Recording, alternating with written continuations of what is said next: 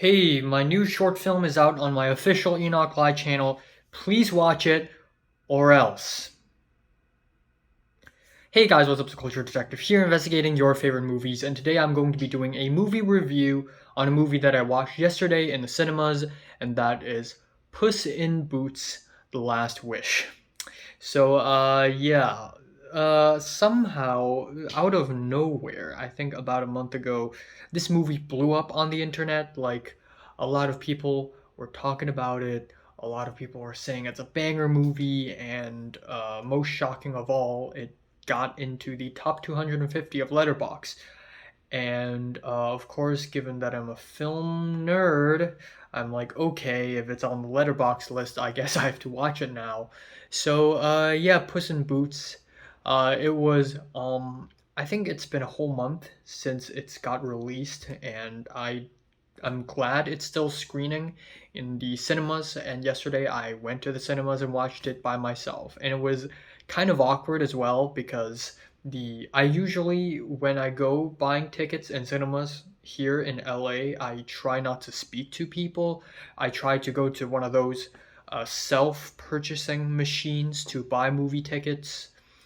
But today or yesterday, none of those machines worked, and I have to actually walk up to a cinema person to say, "Hey, can I get a ticket to Puss in Boots: The Last Wish?" Some grown ass, random ass Asian dude, um, getting a ticket to this movie.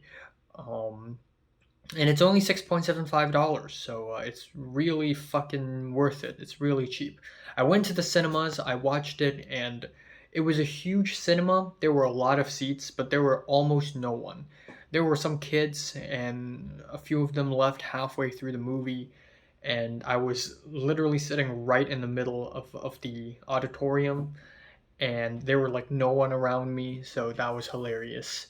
But yeah, I watched this movie, Puss in Boots: The Last Wish, directed by Joel Crawford, and it is the second movie in the Puss in Boots installment, which is a spin-off of the legendary one and only classic Shrek. And I haven't watched the first Puss in Boots movie, nor did I care a lot. I've watched Shrek before, but that was like, I don't know how many years ago, at least 10 years ago. I really had no expectations going into the movie. And oh boy, this movie is as good as they say it is. Puss in Boots: The Last Wish. First of all, if you haven't seen the first Puss in Boots, don't worry because it doesn't really matter. Essentially, we have a cat and he is Puss in Boots and he is an adventurer. And I guess I'm just not going to spoil it because the premise of the film is kind of a spoiler already in and of itself, but essentially he is haunted by death. There is a wishing star where if you go to this star and you make a wish, it's going to be granted. So Puss in Boots want to race to this star to grant a wish. Meanwhile, there are many other villains and evil people trying to reach this star as well. So yeah, first of all, the story is skin tight. It's really entertaining. It's no BS. We have a very fun, crazy, wacky musical number in the beginning, and then boom, we are immediately hit with the premise of the plot. We're immediately hit with the inciting incident. It's skin tight, no filler, all killer. It's also really entertaining. In every single scene, the movie provides something fun, visually, story wise, a twist or a turn, and it basically takes your average action adventure type story but make it a lot more fun and unpredictable. So if you want to reach this wishing star, you need to have a map.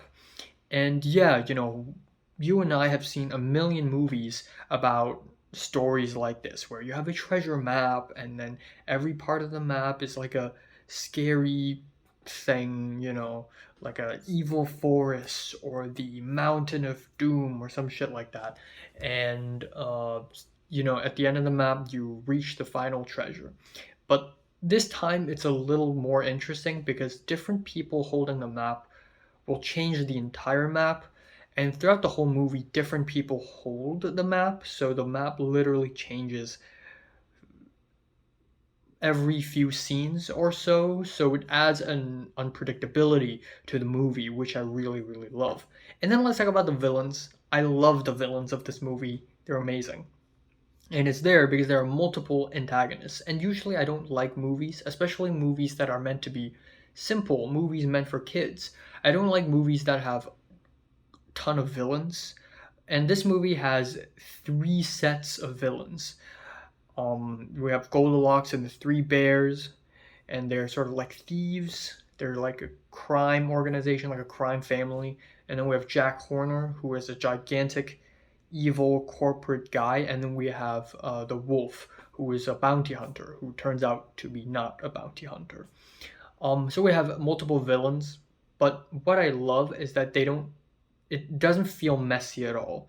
The story still manages to arrange these villains together in such a sensible way that it doesn't feel messy, nor does it distract us from the journeys of our main characters.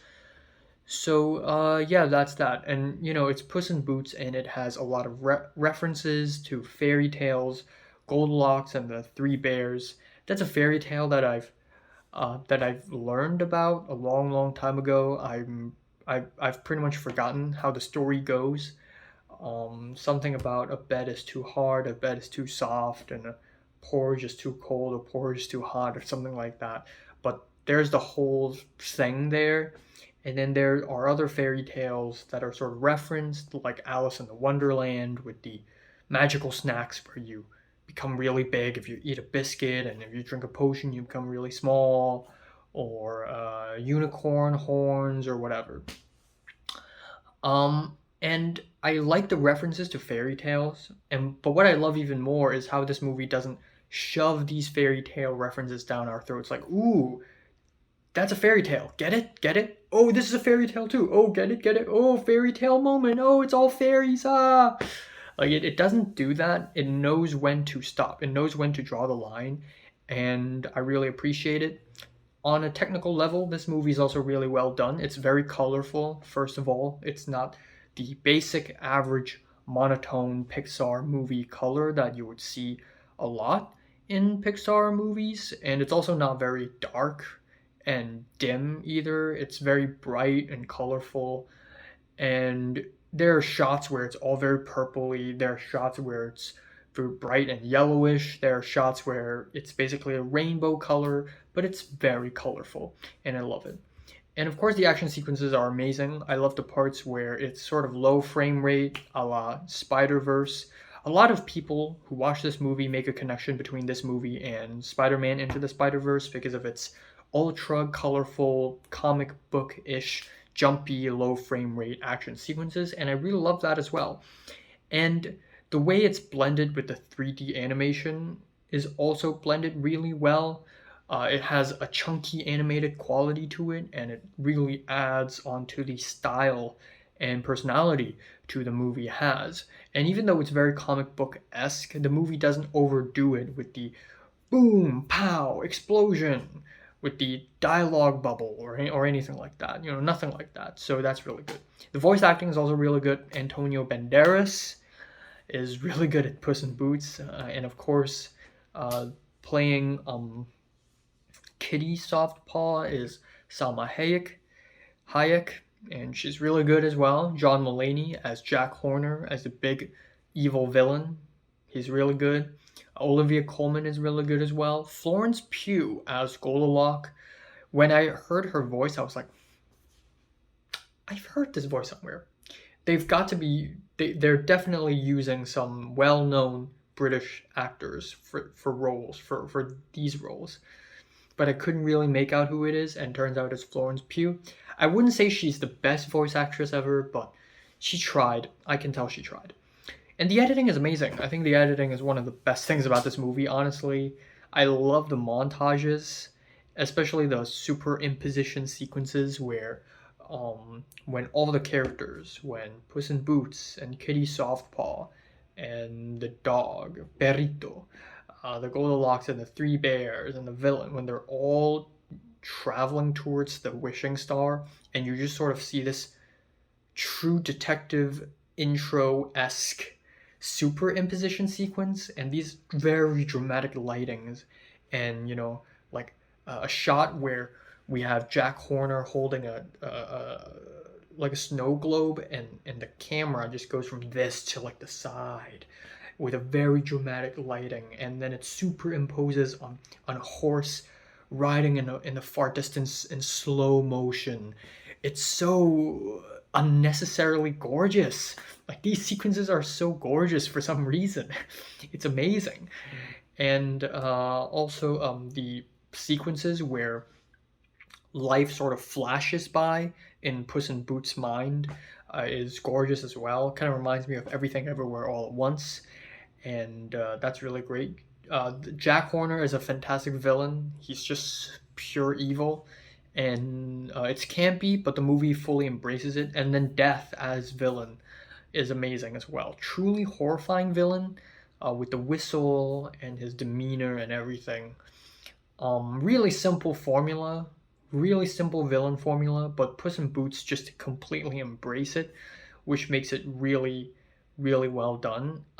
If there's one thing about this movie that I would maybe want to see more of, it would be the interactions between Death and Puss in Boots. Like, I want to see a greater change between, ooh, scared of death, Puss in Boots versus, you know what, fight me, Puss in Boots. And also the transition between Goldilocks being all, I'm not a bear, I don't fit in, versus at the end she's like, no, we are a family. Like I want to see more of a transition, like maybe an extra scene that explores that. But yeah, overall this is a damn amazing movie. It's a damn good movie. DreamWorks really didn't have to go this hard, but they did. And we have an amazing movie on our hands. And I'm feeling a strong, strong, strong 8 out of 10 for this movie. So have you watched Puss in Boots: The Last Wish? Comments below, let me know. Subscribe if you want more. And thanks for watching.